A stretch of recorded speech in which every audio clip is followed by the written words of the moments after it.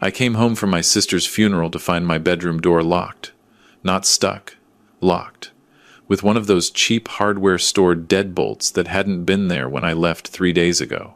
My daughter Rachel stood in the hallway, arms crossed, looking anywhere but at me. Behind her, my son-in-law Marcus leaned against the wall with that same smirk he'd worn the day he convinced Rachel to let them move in temporarily 5 years ago. "Dad, we need to talk." Rachel's voice was small, smaller than it had been when she was 8 and confessing to breaking my toolbox. I set down my overnight bag. About why there's a lock on my bedroom door? Marcus's father needs a place to stay. His apartment building is being renovated. So you gave him my room. Not a question. The anger hadn't hit yet. Just this cold, clear understanding that this was actually happening. Marcus pushed off the wall. "Look, Gerald, my dad's got health issues. He needs the master bedroom. It's got the attached bathroom, better for his mobility. Your stuff is all in the garage. We moved it carefully. You moved my belongings into the garage." "Just temporarily," Rachel said quickly, "until we figure something out." I walked past them.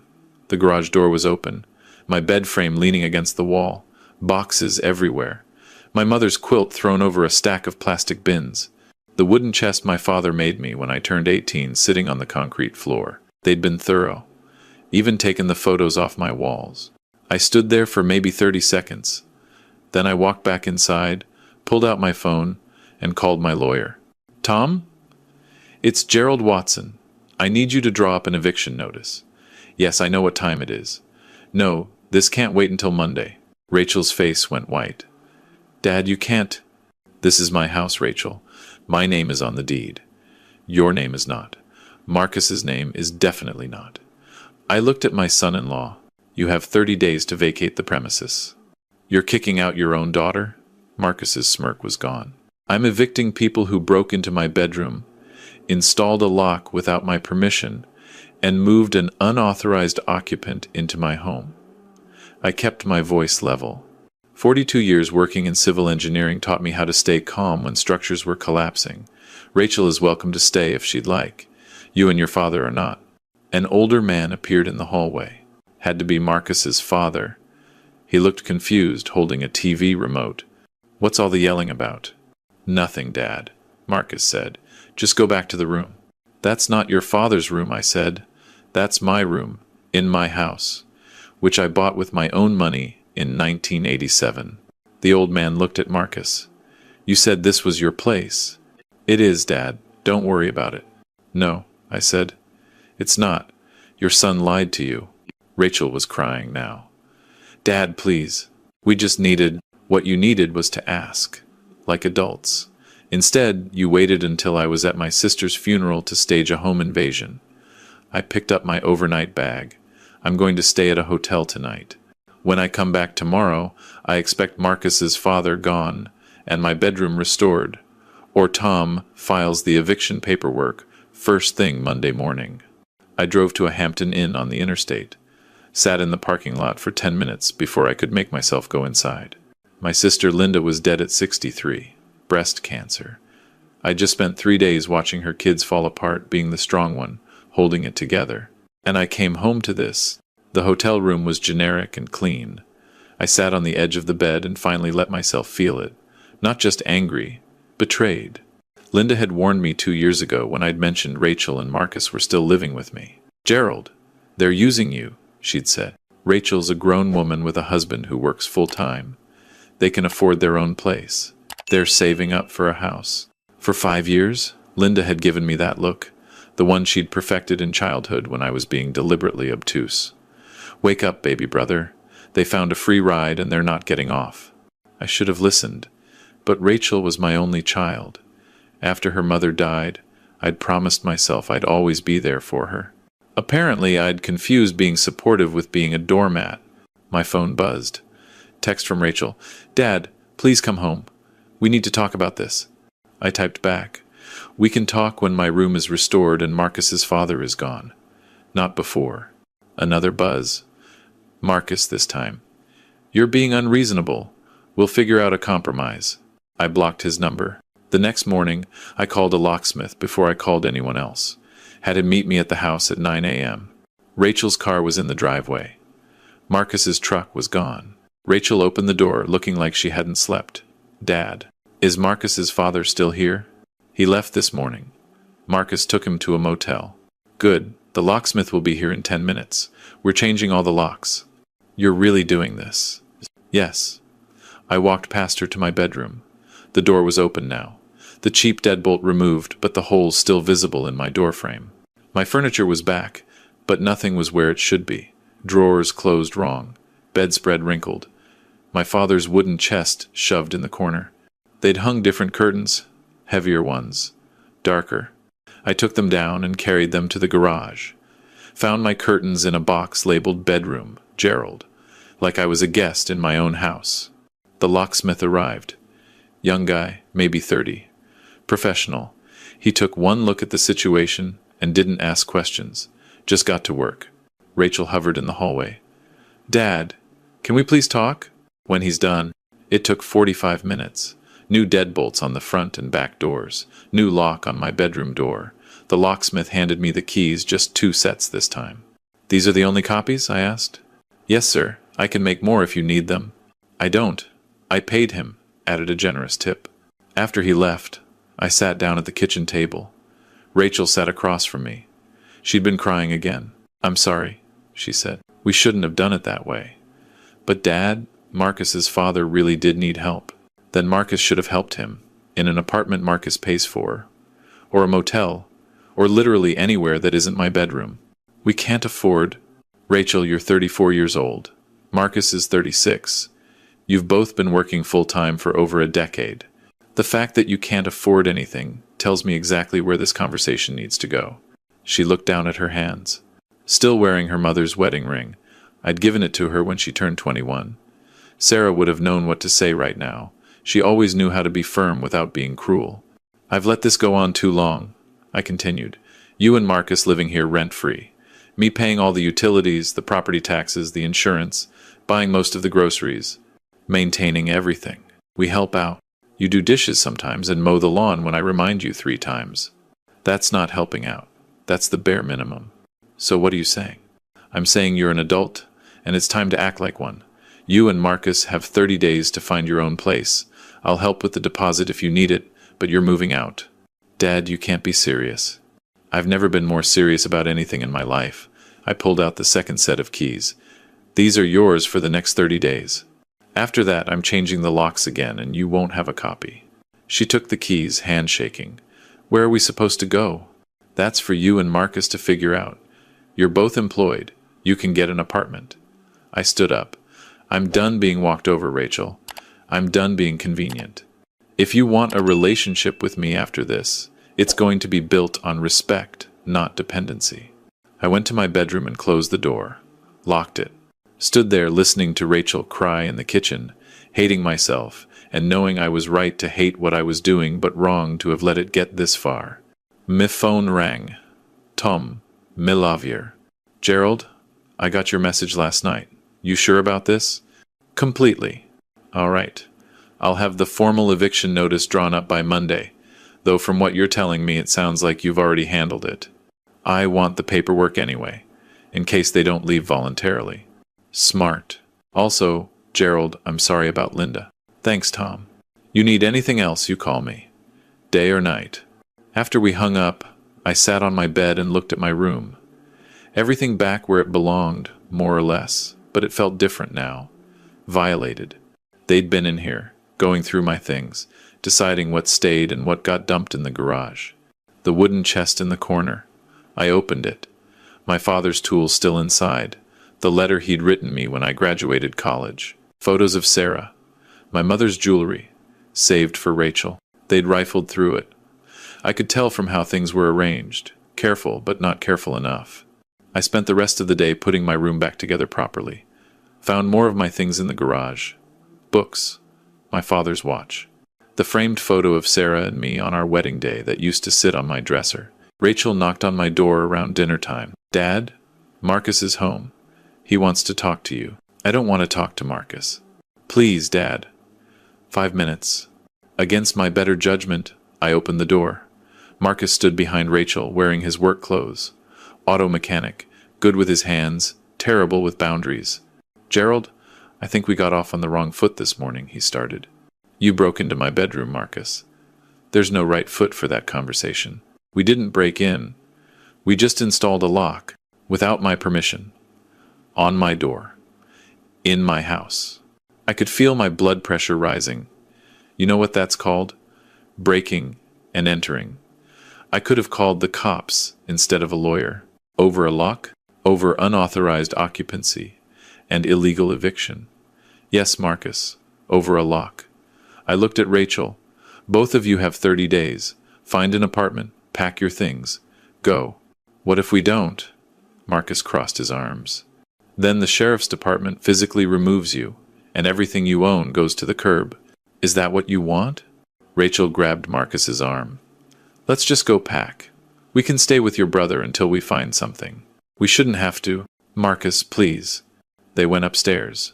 I heard drawers opening and closing, low, angry voices. Eventually, silence. I made myself a sandwich and ate it standing at the kitchen counter.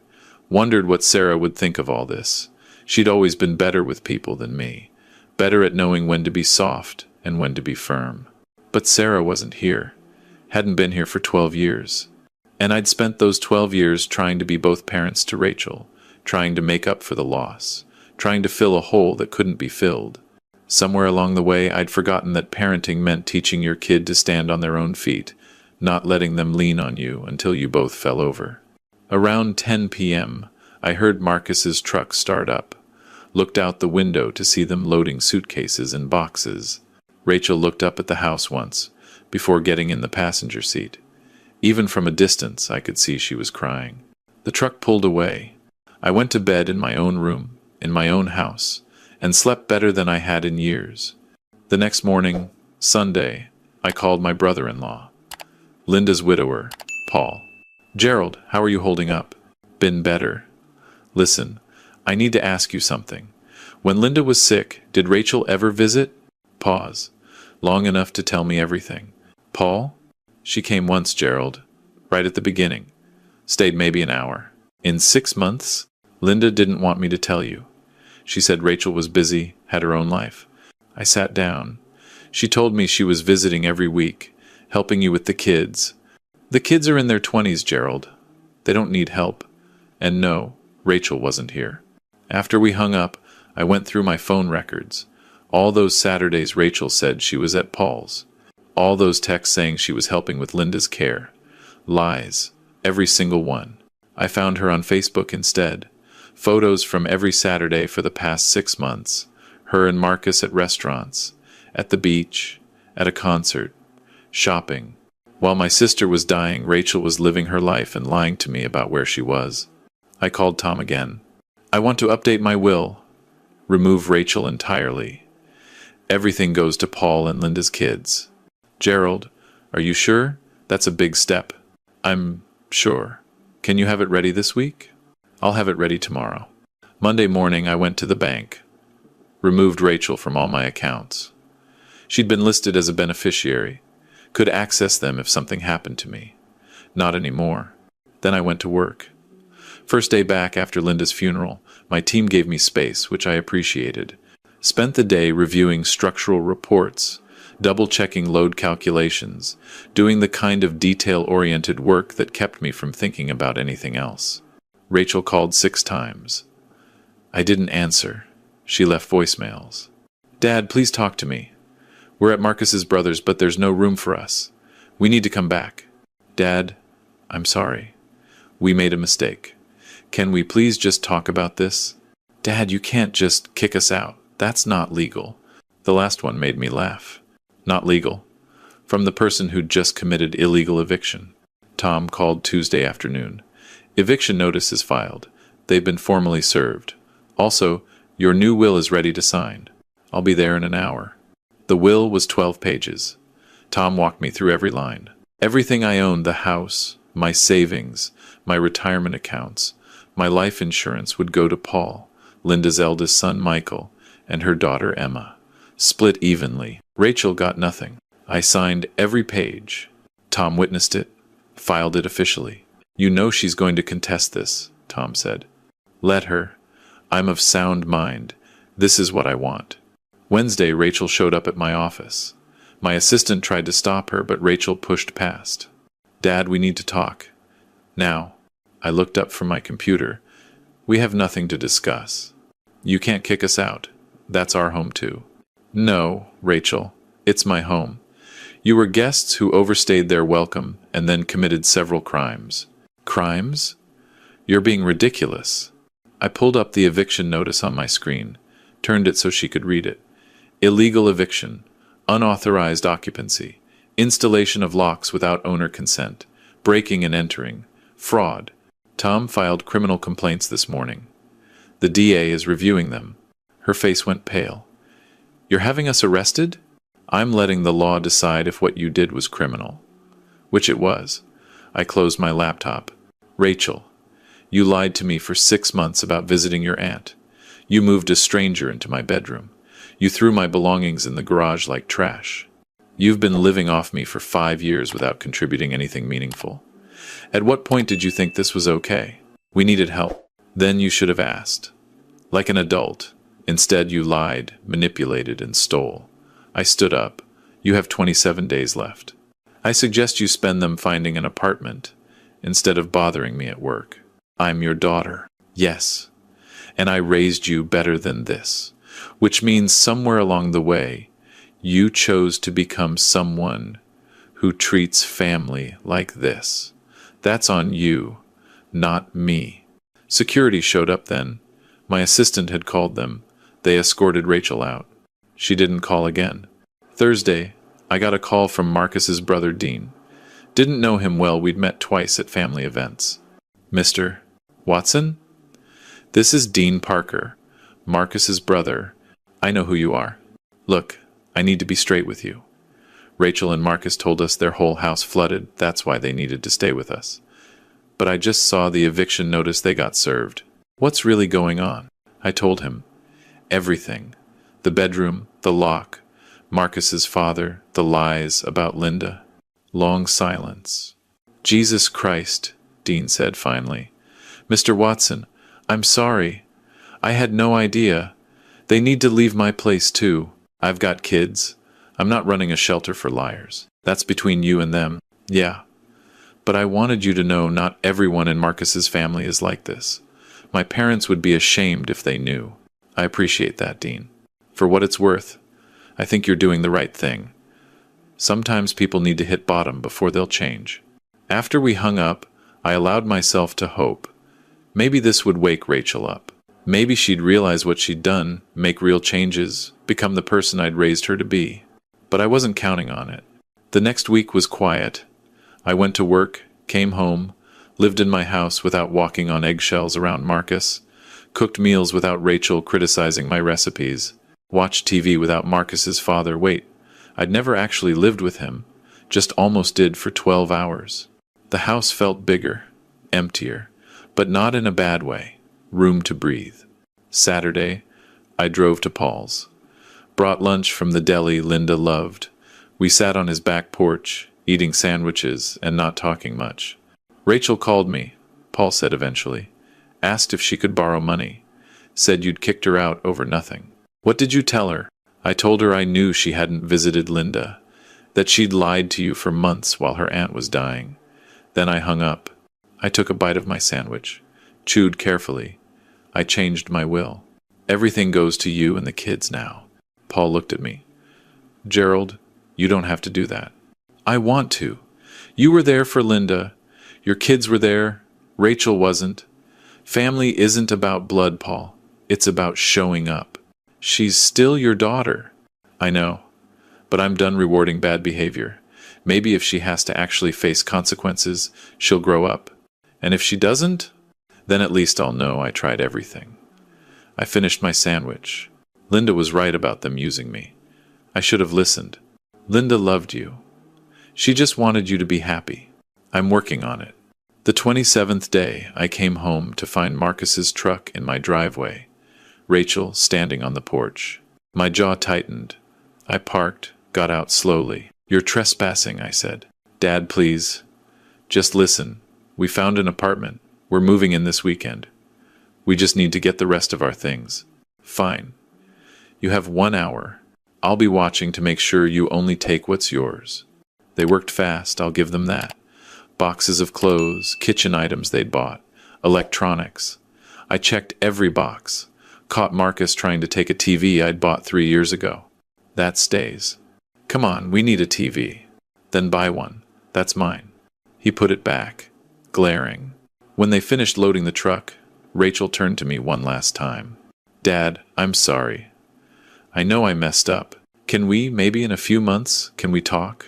I looked at my daughter, 34 years old, Sarah's eyes, my stubborn chin, a person I'd raised and loved and apparently failed somewhere along the way. You want to talk? I said. Get your life together. Get some therapy. Figure out why you thought any of this was acceptable. Then maybe we can have a conversation about rebuilding trust. But Rachel, that's years away, not months. You don't fix what you did with a phone call. She nodded, crying. Got in the truck. They drove away. I went inside, walked through the house room by room, kitchen clean, living room empty of their clutter, my bedroom exactly as I'd left it this morning. The house was quiet, but it was mine again. I called Tom. They're out. Thanks for your help. Glad it's resolved. You doing okay? Getting there. That night, I sat on my back porch with a beer and watched the sunset. Thought about Sarah, about Linda, about the daughter I'd raised and the stranger she'd become. Tomorrow I'd wake up in my own house, in my own room, with locks only I had keys to. I'd make coffee in a kitchen that stayed clean. I'd live my life without supporting two adults who should have been supporting themselves years ago. It hurt. God, it hurt like losing Sarah all over again, but it was the right kind of hurt, the kind that comes from setting a broken bone. Painful, but necessary for healing. My phone buzzed. Text from Paul. Michael wants to know if you're coming to dinner Sunday. Emma's making Linda's lasagna. I smiled. Typed back. I'll be there. Should I bring anything? Just yourself. Your family. Yes, I was family. And family showed up. Family told the truth. Family didn't throw your belongings in the garage and lock you out of your own bedroom. I'd spent 5 years confusing, enabling with love. Spent 12 years trying to fill a hole that Sarah left, using Rachel as the filler instead of accepting that some holes can't be filled, only lived with. But I was done with that now. I finished my beer, went inside, locked the door behind me, my door, my locks, my choice, and went to bed in my own room. For the first time in longer than I could remember, I felt at peace. 3 months later, I got a letter. Rachel's handwriting. Inside was a money order for $300 and a note. Dad, this is the first payment toward paying back everything we owe you. Marcus and I are in counseling. We're learning a lot about ourselves and about boundaries. I'm not asking for forgiveness yet. I just want you to know I'm trying to do better. Love, Rachel. I held the money order for a long time. $300 wouldn't make a dent in what they owed, but it was something, an acknowledgement, a start. I didn't cash it. Put it in the wooden chest with my father's tools and my mother's jewelry. A reminder that people can change if they want to, if they're willing to do the work. Whether Rachel would do that work, I didn't know. Time would tell. But in the meantime, I had a life to live, a house to enjoy, family dinners with Paul and the kids every Sunday, my sister's memory to honor by showing up, telling the truth, and not letting anyone walk over me ever again. Linda would have been proud.